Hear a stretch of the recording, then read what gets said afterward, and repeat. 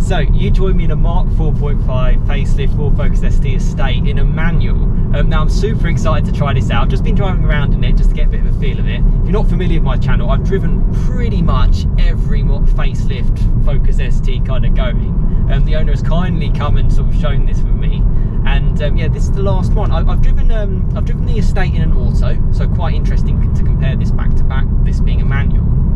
Also touching on the fact of the hatch as well, and kind of comparing it on the track pack, all cars that I've kind of driven. So if you're kind of like thinking about those kind of cars, then yeah, this is a video worth checking out. We've got some fun roads up ahead, so kind of looking forward to seeing what this is like. The one thing that I have to say, and that's a big thing with what the owner of the auto ST Estate kind of said to me, was it doesn't make quite as good a noise in auto form. Already from sort of like startup and sort of slow driving in this car, it makes a nicer burble. I'm not too sure why it does it for the manual, but it does.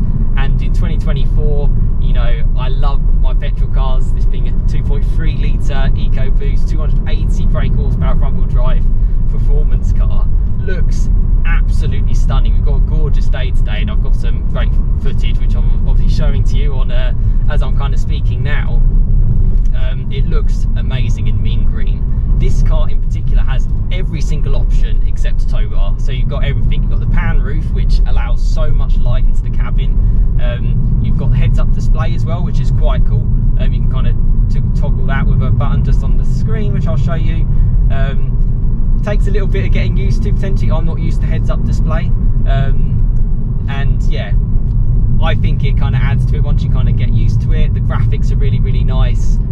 Yeah, it's all personal preference, but the fact that you can kind of manually sort of adjust that, whether or not you want it up or down, can kind of be your preference really. This car being just the standard, there's no Estate ST essentially track pack. You get the adjustable suspension. Now I've got it in racetrack mode at the moment. You can have sport, you can have normal, you can have slippery mode. And for my tolerance, I would probably just drive this around in sport unless I'm on the motorway. But if you want more compliance, then yeah, you've got that. And over bumps, it feels really, really good. 19-inch wheels on this, running the Preddy P0s. It's such a great car. I can't really stop smiling. It's quite nostalgic for me. I love a fast Ford. I love the Estates. And when I got the chance to drive the car in sort of the auto form, it was great. Great automatic gearbox. I can 100% recommend it. But to have a chance, as we got Pheasant in front of us, and with the rev matching, with the manual, it's...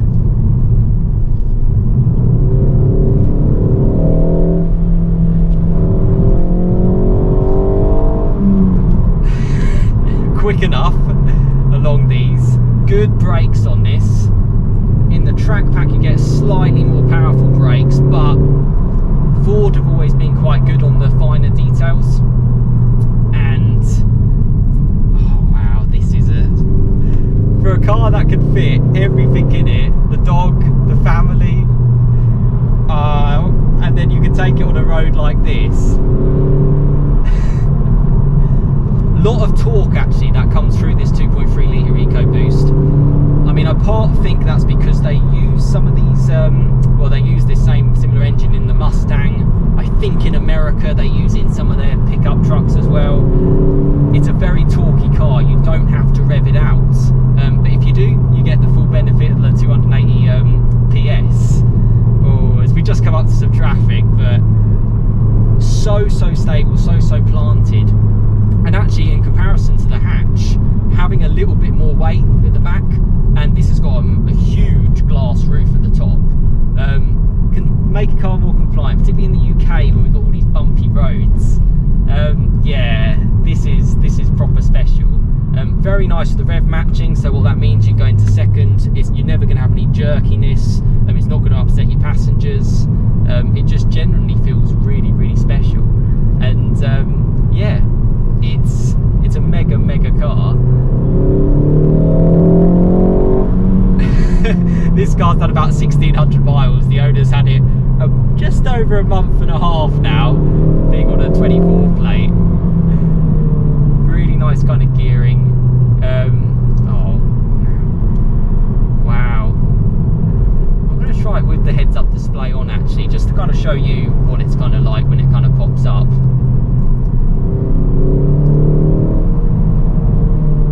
Yeah, it's good. It's very, very good. Chatting to the owner as well, he sort of mentioned that pan roof's probably quite a must as well. I kind of feel that. It's a nice and airy car, the Ford Focus, but if you can make it bigger, you know, go for it. Steering feels really, really good. You can obviously adjust that. You can go for more of a, basically, we've got a bit of a tunnel here. Let's just,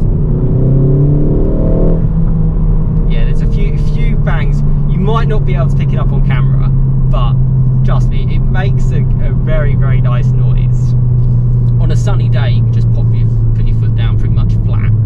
It's not like anything sort of over 300 horsepower. That's when you have to sort of like really think about it for a front wheel drive car. This one, I mean, I wish I had a photographer on the side, because this car would look stunning along this green scenery in the mean green. And this actually makes a noise. You know, chatting to the owner beforehand, I was sort of like, you know, I'm not sure where Ford are going. I've documented so many parts about Ford, and I love how this, you know, the owners only picked this up about a month and a half ago. It's just come out. I know about the Focus ST edition, limited to 300 in another gorgeous Azura blue paint. But going forward, it's going to be really, really hard to, well, yeah, get into to see where the kind of the future is for sort of petrol heads who like their fast Fords, which there are plenty of them. There are plenty of them on my channel, and if you're interested in that, you know, like, share, subscribe, check out a lot of my content. I'll certainly keep it going even beyond when Ford ultimately stopped making this. They stopped making the Fiesta ST, which was a shame. You know, we've got the Puma, but it's sort of diluted now to a 1 litre auto. Take what we can get, but as long as we've got each other in the community, you know, we can still enjoy it. I suppose in terms of the differences between the auto, I like how I'm in full control. I tend to sometimes do like sitting in a gear, because it's, particularly with this, you can be quite low down in the revs, and you can just put your foot down and you can sort of go. So like, put a foot down here, there we go, 60. No problems. Brakes feel good. That's the only time that I notice the extra weight of the estate over a hatch is on the brakes. But if you really wanted to, you could get the track pack brakes perhaps from Ford, if you, yeah, when you come to sort of, well, if you do decide to get rid of the car. Although I don't know what you can kind of replace something like this with. There isn't really anything else out there. Plenty of smiles, and yeah, a really, really great car. And this is a community channel, so just let me know any thoughts you have in the comments. I've spent so much time from, you know, so grateful to so many subscribers that I've met up with to share these cars. You know, I haven't ever been lent one by Ford or anything like that. You know, this has all been from kind of you guys as part of the channel, and I hope I can kind of help you out as best as I can. I know I'm grateful I helped this owner out as well. He mentioned to me he was sort of struggling between the auto and the manual, and potentially even the estate and the hatch. But for this sort of just do everything, have a road trip, chuck everything in. You could put a dishwasher in the back, which is what the owner did recently. You could put bikes in the back. You have a dog cage back there. It's got a roof rack. It's not compromised by the pan roof. You know, that can all be included, and it's special, and it feels like a fast Ford. Particularly if you get it into like signature Ford Performance ST colour like this mean green, it really stands out. Really stands out. Yeah, I can't really stop smiling. I feel it's getting to a point when should I ever trade my car in, the Focus ST is going to be right on my list, just as that one car to do everything. It's so compliant as well, and I've been driving around with this on its firmest setting. You know, as soon as you knock it down a little bit more and just have it in the comfort mode, it's even more better, it's even more refined, and we really noticed that over some of the sort of really tricky bumps. I suppose in terms of like options wise for this, heads up display, I think if you can kind of get it, I suppose, thrown in, or if you have one, go for it, because even if it does become too distracting and you don't like it and you don't sort of get on with it, the fact that you can manually then take it down means it's like it's good to have the option. And it is quite nice to kind of glance at that. I'm not sure how much it'll pick up on the camera for you. Oh, it feels good, particularly now the sun's out. What a mega car. And even sort of like the little sort of pops and burbles that you get from the exhaust, real exhaust pipes, real twin exhaust pipes, which is nice to see, complemented by kind of like the manual gearbox, which the shifter feels so great. I know they mentioned the track pack had some potential extra like shorter shift, but this just feels really mechanical, really nice kind of throw to it. The clutch is actually quite nice and light, certainly for me on the left leg, it's not too bad. And yeah, just a really special car. I can always kind of recommend these, and I like to kind of get that real ownership kind of impression of the car, just to kind of share it with you all. And feels refined. The owner has mentioned they've got sort of around 36 miles per gallon coming up here as well, which pretty good. If you were so inclined, you could get a tow bar. You could literally have this as absolutely everything. But for me, this is quite a right spec. I wasn't too sure on the pan roof, like whether or not it's like a must to have. But the fact that it doesn't compromise putting a roof rack on there, and you get the extra sort of ability to, well, have more light in the cabin, help with resale values as well, kind of going forward, and the way the car looks as the stance, with the kind of like black sort of contrast with the green, and the green can be quite overpowering.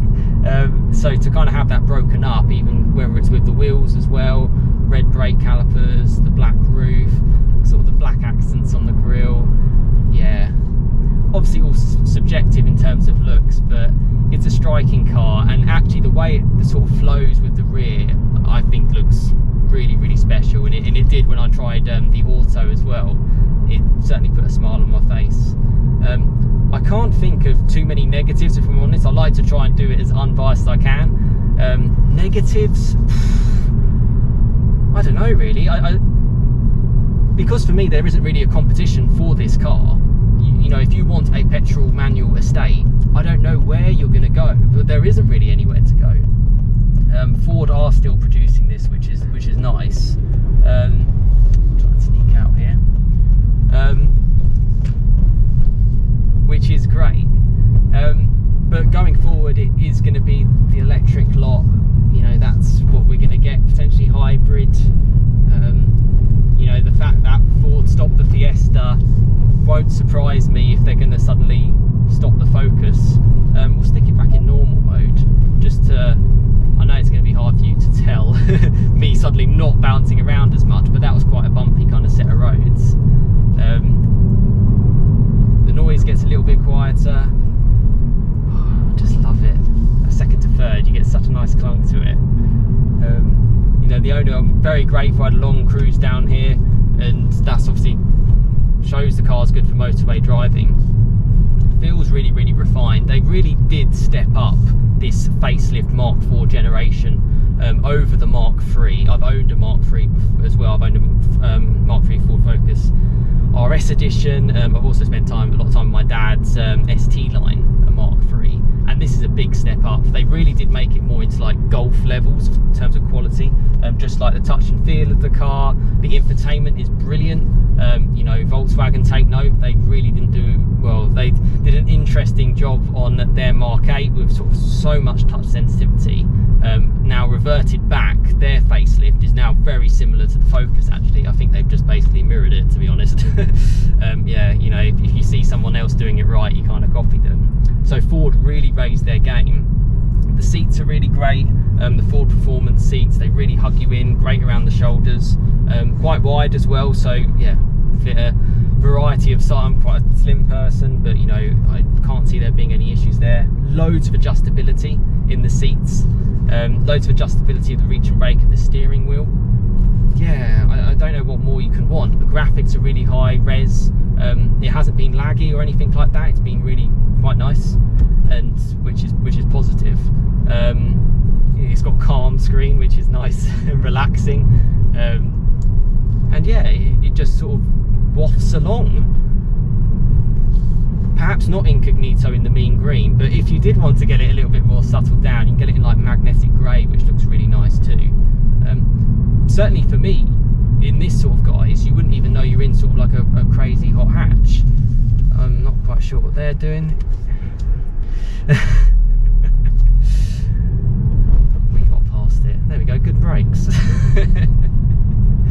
Wow. I know the matrix LED lights, not that we're going to be using them much in sort of the sunny daylight at the moment, is going to be used. I know we've got a closed road ahead, so yeah, we'll try on some like sort of like, we'll go as we go along, some tighter roads. It's obviously a bigger car, longer car, but in terms of the width, it's the same as the Focus, it's the same as the hatch. I haven't really got any problems. I like how the throttle goes a little bit lighter, although it's still quite, you know, responsive. Ford have always had quite good like pedals and sort of driving dynamics. The wheel feels good. Really nice on sort of like the steering front. I don't even know what to say about that. Another Focus Estate. Yeah, very easy, and you're very sort of like cocooned in with this car. It's like you're like sort of so low and below the dash, and with the seating position too, it actually makes it almost quite driver focused, and which is what they were kind of going for. Even general focuses are pretty good to drive, so to have something out of this one is special. There we go.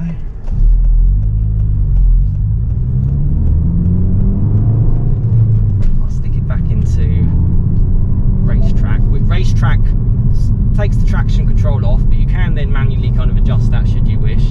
You've got an ESC button, which is nice. You then get all the red dials. I'll play around with the gearbox as well, just to give you an idea. Because even say like 5th gear, we're sort of like 1500 revs, 35 miles an hour, 34 miles an hour, 30 odd miles an hour, put your foot flat.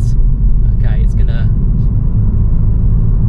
So for me, that shows it's got a load of torque. If that was my Golf R, it wouldn't even move. That car, you need to really rev it out. So this engine just works a lot more kind of dynamically, really. And you can be lazy with it. You don't actually need to rev it out too much. I love the rev match. That's super cool. Which again, I believe you can turn off should you wish. And you're obviously not going to have any problems sort of getting out of roundabouts in this. Oh, I love first to second is so good. You know, I spent the last 7 years driving around in a manual Golf R, and the first to second is just rubbish. It's always sort of jerky. It just doesn't seem to get itself right. But with this, it's like, it just feels planted. Yeah, it's a car I can massively recommend. I recommend it in every single form, I'll be honest with you. It just depends on your tolerance. If you like the hatch, then go for the hatch, you know, no problems. You know, plenty of cool colours as well to choose from. It's all subjective. The fantastic red looks quite good. I think you can get frozen white too. Mean green obviously is special for this too. Really does pop, and I don't think the camera does it justice from the photos and the videos that I've shown, despite the fact it's such a sunny day. You have to see it in person really to get a proper feel, but hopefully my kind of 4K footage will help. Track pack is a lot firmer, even for me, and it's a mixture of having the slick tyres too. It's probably too firm unless you're really going to use it on track or just as a weekend car. It just depends on your tolerance. The Estate, yeah, you know, it does make things a lot easier, and there's not many Estates knocking around now. You can't get the Estate in track pack form, so you have to get the hatch for that. Yeah, it's a great car. It's a great car that I can't believe I'm sitting in a 2024 plate Focus ST Estate in a manual. You know, they pushed the boat out to even still to kind of justify this car. It's a niche kind of market. It's, you know, not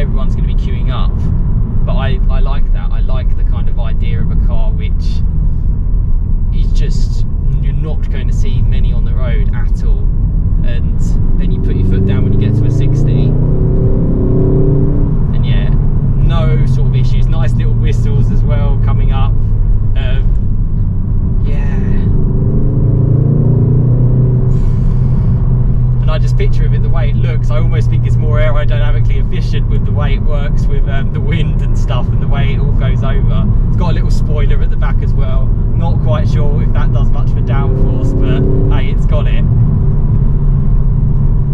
And the main thing is, you can tell by the reaction of my face, really, the smiles. You know, I was really, really fortunate. A couple of days ago, I spent time in Joe Achilles' M3 Touring, which is again similar philosophy, kind of do everything estate, fit everything in. Hey, if you don't quite have it's 86 grand that car starts from, well, up to 100 grand if you want to put many options on it. This is obviously far better value, arguably a lot more engaging if you get it in a manual form. You can't get an M3 Touring in manual. And with the front wheel drive, you've got to be more on your toes. You know, okay, we've got a bone stock dry day, but you have to be careful in the wet. You've got to be aware. You know, you've got to be involved, and that makes me smile. That makes me happy. I would be really, really surprised if come next year, 2025, they're still making these kind of cars. So if you want them, and if you want them new, now's the time to get it. For me, it's probably a little bit out of my price range on the new front, but I'm keeping my eyes out in the future on the used front, because it's a really nice step up, and I guess as well it's a probably good balance, because the Mark 7 Golf is such a well-refined car, one of the best sort of all-rounders in my mind. This doesn't feel like it's lacking anything in terms of sort of like whether it's just sort of refinement, interior space. You get one standard seat, you don't really, I mean, you can get this just to, like, sort of no spec, and it'll just do the job. And then yeah, just waft around in a really great Ford performance car, something Ford are just not talking about, and I'm talking about it a lot because I'm happy to see that they're there. I also kind of know that, you know, a lot of people do look out and still seek out these kind of cars. A lot of people on my channel do, and you're not really going to get that much information from your Ford dealer. And yeah, hopefully my comparison, I've now officially tried every kind of variant: manual estate, auto estate, manual track pack, auto track pack, you know, just everything going. I've even tried some modified ones as well, some Mount Tune M330s and the M365. Bit of rev matching. There we go, we got some bangs, and you see the wheels squirming as well. You've got to be kind of aware. That's a good noise. I think on that bang, I think we'll end it there. But yeah, let me know any thoughts you can in the comments. Massive thank you to the owner for coming, you know, so far as well to travel just to show me this car and to give me the opportunity to experience it. I always like to keep in touch with them as well, so perhaps in sort of 3 months, 6 months, might be able to give you an ownership update. This car only on 1,700 miles. It's got plenty more miles to come in it to enjoy, and yeah, just to experience a great fast forward in, well, April 2024 on sunny days. Even better. But thank you so much for watching. Like, share, subscribe. If you're a subscriber of the channel, you know, look forward to hearing your thoughts, and if you're new to the channel, welcome. And yeah, great to have you here. I look forward to hearing from you in the future. Cheers, guys.